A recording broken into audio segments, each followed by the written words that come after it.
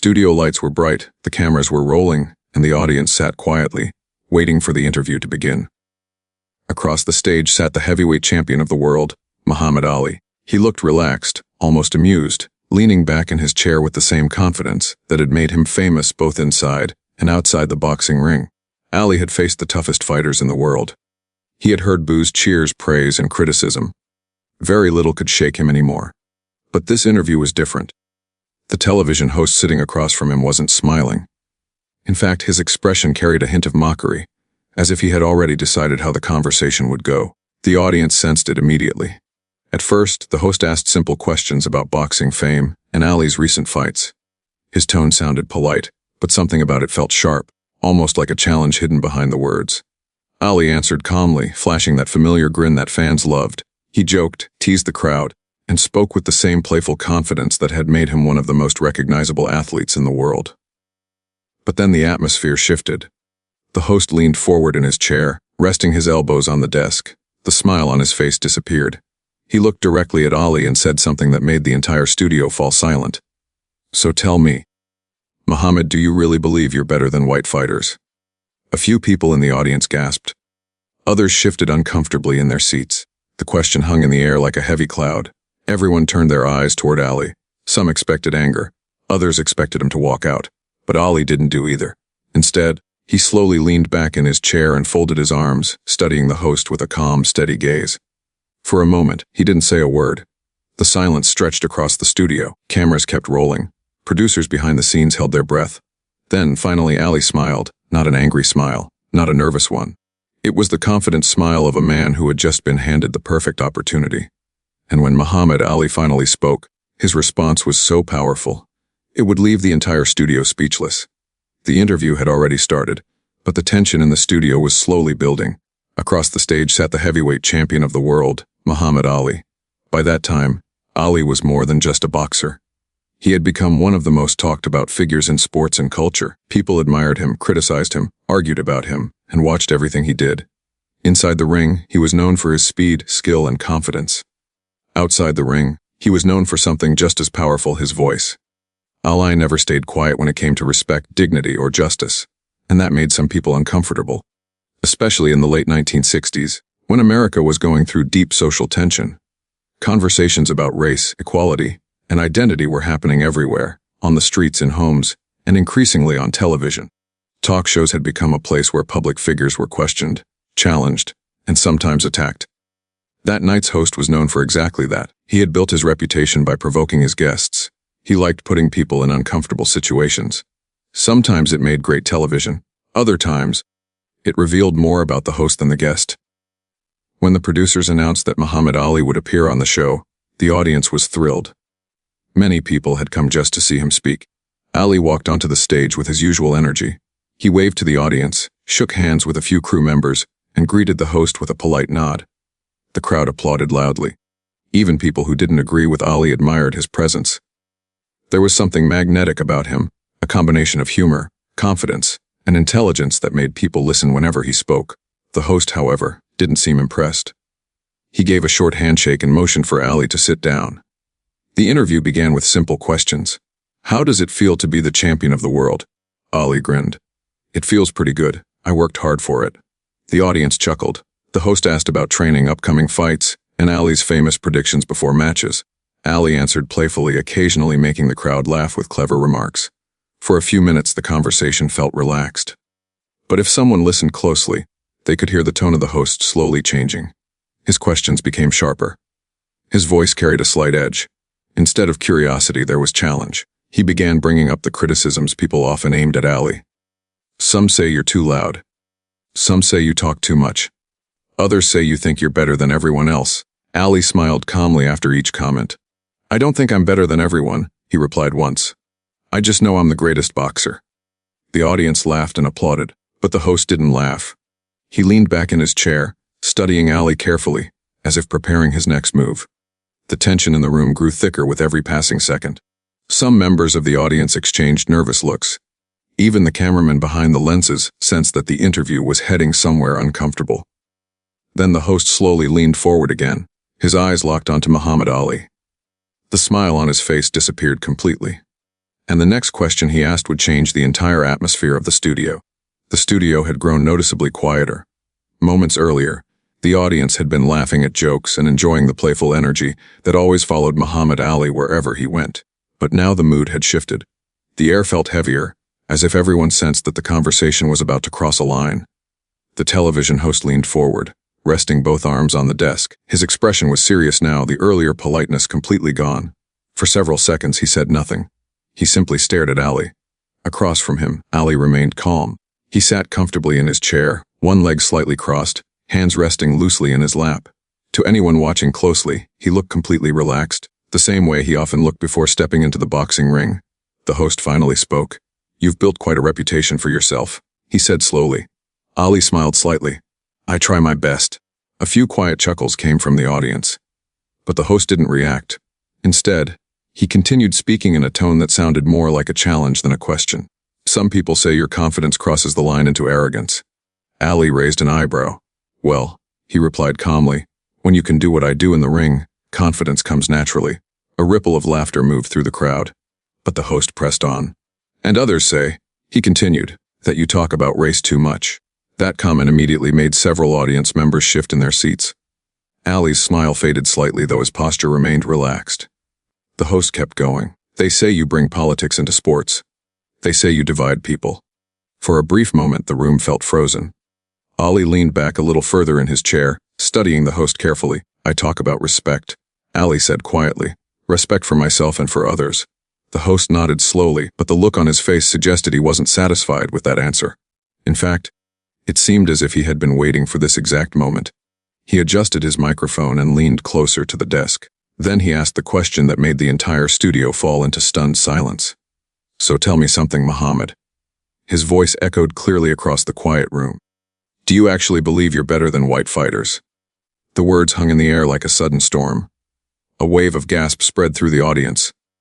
Some people covered their mouths. Others turned their heads toward each other in disbelief. Even the camera operators behind the lights seemed momentarily frozen. No one had expected the host to say something so blunt. Every eye in the room slowly turned toward Muhammad Ali. For a few seconds, Ali didn't move. His expression remained calm, but his eyes sharpened slightly. The question clearly carried more than just curiosity. It carried accusation, provocation, and perhaps even disrespect. The host sat back in his chair as if waiting for a reaction, maybe anger, maybe frustration, maybe a heated argument that would create dramatic television. But Ali didn't give him that. Instead, he slowly leaned forward. The movement was subtle, but it immediately captured the attention of everyone in the studio. Ali folded his hands together and looked directly at the host. Not angrily, not defensively, just steadily. For a moment, neither man spoke. The silence grew heavier with every passing second. Then Ali finally broke it. "You know something," he said calmly. The audience leaned closer, listening carefully. "You're asking the wrong question." The host frowned slightly. "What do you mean?" he asked. Ali tilted his head, thinking for a moment before continuing. "The question shouldn't be whether a black fighter can be the greatest." His voice remained steady and controlled. "The real question," Ali added slowly, "is why that idea makes some people uncomfortable." The audience fell completely silent again. Even the host seemed momentarily caught off guard. Ali continued speaking, his tone calm but powerful. "I didn't come here tonight to argue about color," he said. "I came here to talk about ability."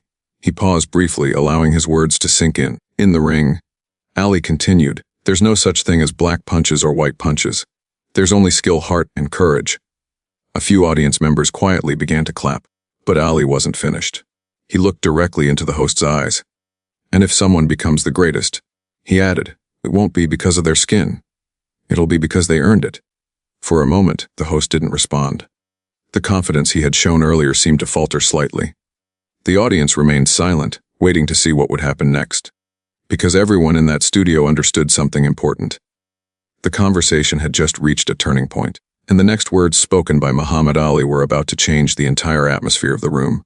For several seconds after his last words, the entire studio remained silent. No applause, no whispers. Just the quiet hum of studio lights and the faint sound of cameras continuing to record.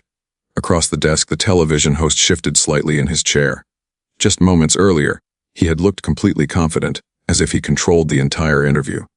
But now something had changed. The calm response from Muhammad Ali had clearly disrupted the direction he expected the conversation to go. The host cleared his throat. Well, he said, forcing a thin smile. That's an interesting way to avoid the question. A few people in the audience frowned at the remark. Ali didn't react right away. Instead, he leaned back again, folding his arms comfortably, as if he had all the time in the world. You think I avoided it? Ali asked calmly. The host shrugged. You didn't exactly answer it. Ali studied him for a moment. Then he nodded slowly, almost thoughtfully. All right, he said. Let's answer it. That simple sentence instantly grabbed everyone's attention. Several audience members leaned forward in their seats. Even the cameramen adjusted their focus. The host looked slightly surprised, but he tried to hide it behind a confident expression. Ali leaned forward again, placing his hands on the desk. First, he began speaking slowly and clearly. I don't walk around saying I'm better than someone because of the color of my skin. His voice was calm, but every word carried weight. That idea didn't come from me. The audience listened carefully. Ali continued. For hundreds of years, he said, people were told that greatness only looked one way. He paused for a moment. Only one color, only one image, only one story. Several heads in the audience nodded quietly. Ali glanced around the studio, making brief eye contact with different people in the crowd. But the world doesn't work like that, he continued. Talent doesn't belong to one race. Courage doesn't belong to one race. And greatness definitely doesn't belong to one race. A small wave of applause began to rise from the audience. But Ali lifted his hand slightly, signaling that he wasn't finished yet. The applause faded back into silence. Then he turned his attention back to the host. You asked if I believe I'm better than white fighters, Ali said. The host nodded cautiously. Ali smiled slightly. I believe I'm the greatest fighter in the world, he replied. A few people laughed softly. But that has nothing to do with the color of anyone's skin. His tone remained steady. It has everything to do with the work I put in, the sacrifices I made, and the fights I've won. The audience broke into louder applause now. But the moment wasn't over. Ali raised his voice just enough to be heard clearly over the clapping. You see, he said, when I say I'm the greatest. He paused briefly. I'm not saying someone else can't be great too. The audience quieted again. Ali leaned back in his chair. What bothers some people, he continued, is not that I say I'm great. It's that I say it while being proud of who I am. The host shifted again, clearly uncomfortable now. Ali noticed it immediately, and he decided to go one step further. You know something else, he added. The host looked up. Ali spoke calmly, almost gently. I don't hate anyone sitting in this room tonight. The audience listened closely. I don't hate white fighters. I don't hate white people. He paused again. But some people feel uncomfortable when a black man refuses to hate himself. Those words landed heavily in the studio. For a moment no one moved. Then a single clap came from somewhere in the audience. Another followed. Then another. Within seconds, the entire room erupted into applause. Some audience members even stood up. The sound filled the studio, echoing off the walls. The host sat frozen behind his desk, blinking as the crowd continued clapping. The reaction was impossible to ignore. Muhammad Ali hadn't raised his voice. He hadn't insulted anyone. He hadn't argued. He had simply spoken with calm confidence. And in doing so, he had completely changed the atmosphere of the room. When the applause finally began to fade, the host tried to speak again. But before he could regain control of the conversation, Ali leaned slightly forward one more time. And the next thing he said would leave the entire studio even more stunned. The applause in the studio slowly began to fade, but the energy in the room had completely changed. Only a few minutes earlier, the television host had been the one controlling the conversation. His questions had been sharp, his tone confident, and he seemed certain he could push Muhammad Ali into a defensive reaction. But now the situation was very different. The audience was no longer watching a confrontation. They were witnessing a moment of calm strength. Ali sat comfortably in his chair, relaxed and composed, while the host appeared unsure about how to continue. For the first time since the interview had started, the host hesitated before speaking. Well, he said slowly, adjusting the papers on his desk, that's certainly a strong opinion. Ali smiled slightly. It's not an opinion, he replied calmly. It's a belief. The host tried to regain control of the conversation. But don't you think, he continued, that statements like yours can divide people? The question sounded less aggressive than before, but it still carried tension. Ali leaned forward slightly. No, he said simply. What divides people is the idea that one group should feel smaller than another. A murmur of agreement spread through the audience. The host looked toward the crowd for a moment, clearly aware that the atmosphere had shifted in Ali's favor. Still, he tried one more time to challenge him. But when you say you're the greatest, the host said, Doesn't that sound like arrogance? Ali chuckled softly. That's what people always say. He paused for a moment, looking around the studio before continuing. But let me explain something. The audience quieted again, sensing another important moment coming. When I say I'm the greatest, Ali said, I'm not just talking about boxing. The host frowned slightly. What do you mean? Ali sat up straighter. For a long time, he said, people who looked like me were told they were less than others. Less intelligent. Less capable. Less worthy. His voice remained calm, but the weight of his words was unmistakable. So when a young black boy sees me stand up and say I'm the greatest, Ali continued, it doesn't just hear bragging. He hears possibility. The studio fell completely silent again. Ali continued speaking, his voice steady. He hears someone telling him he doesn't have to believe the limits other people place on him. Several audience members nodded quietly. One woman near the front wiped a tear from her eye. The host opened his mouth as if to respond, but he stopped himself. For the first time that night, he seemed unsure of what to say. Ali noticed the hesitation. Then he leaned slightly closer to the microphone. You see, he continued, confidence isn't the same thing as arrogance. The host looked up again. Arrogance is when someone believes they are better than others. Ali paused. Confidence is when someone refuses to believe they are less. The audience immediately began clapping again.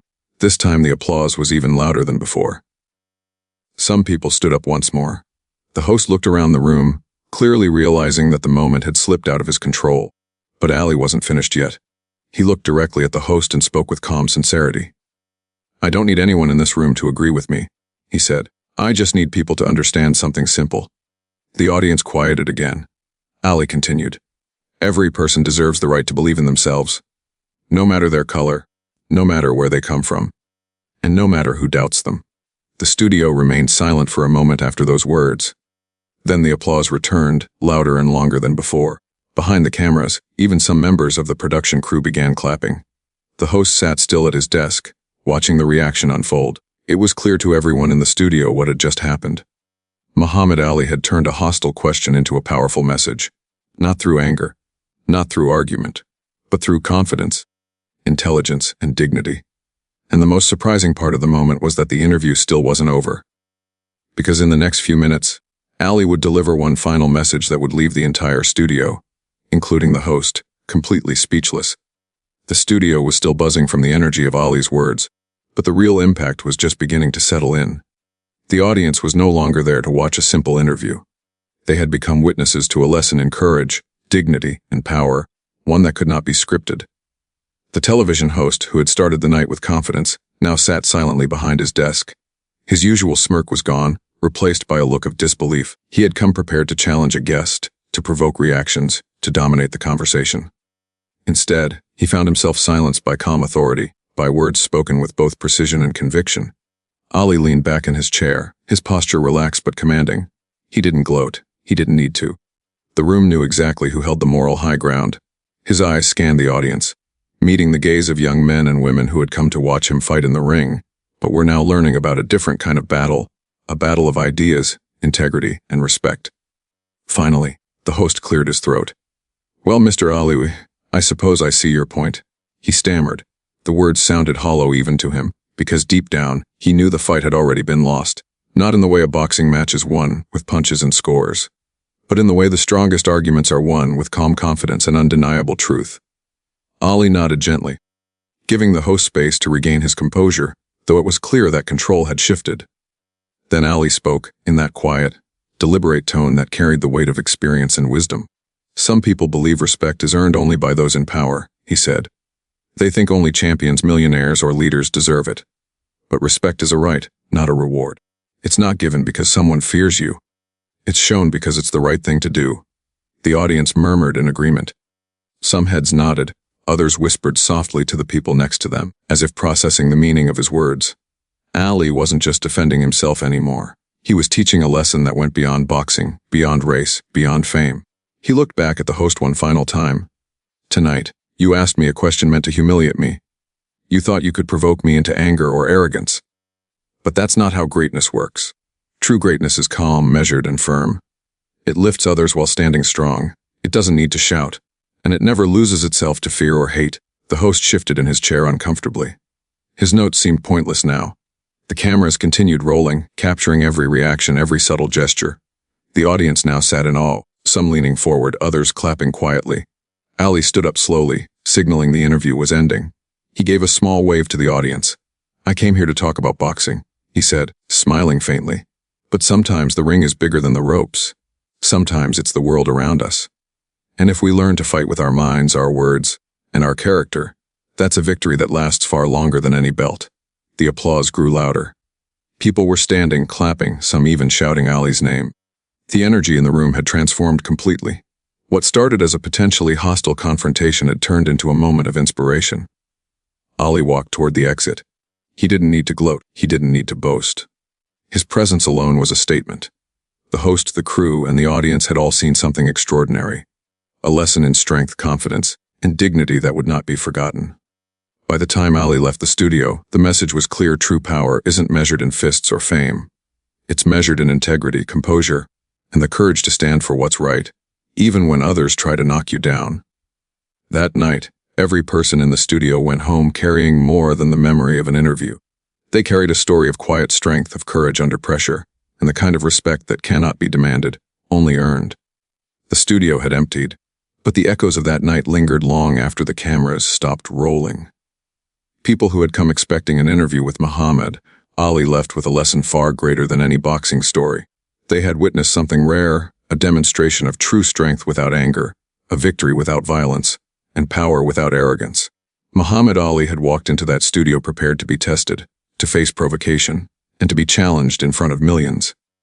The host had tried to embarrass him, to assert dominance with a question laced in racial bias.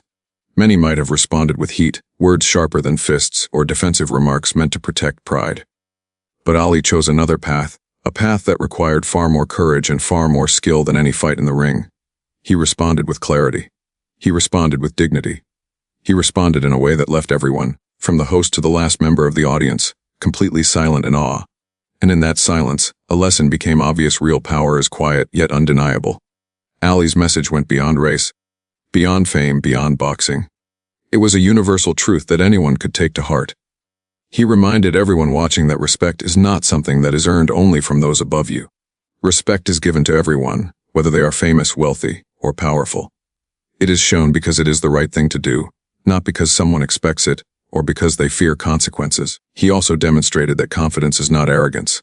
Confidence does not belittle others, it uplifts oneself while allowing others to stand tall. Arrogance divides. Confidence inspires. That distinction is subtle, but it can change lives.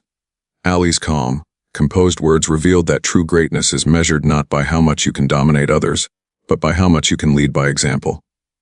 And the host, who had begun the evening full of certainty, left the studio with a lesson of his own. The confrontation he had prepared to control ended up being an opportunity for reflection. Ali didn't humiliate him, but he undeniably shifted the power dynamic, not through threats, not through insults, but through reason, intellect, and presence. For the audience, that night became unforgettable. People whispered to one another, replayed the moments in their minds, and carried Ali's words with them long after leaving.